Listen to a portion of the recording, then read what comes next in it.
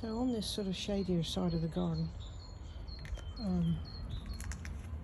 is this perennial, which is fully deciduous. In other words, it vanishes completely.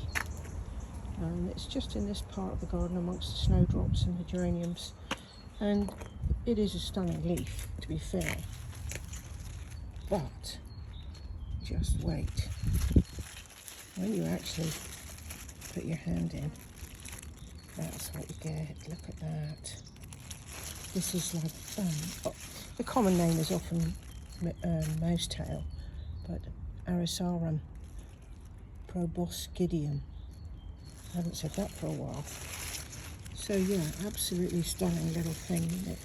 It produces those with that amazing tail. Very cool indeed. Doesn't really spread in this particular garden and spot.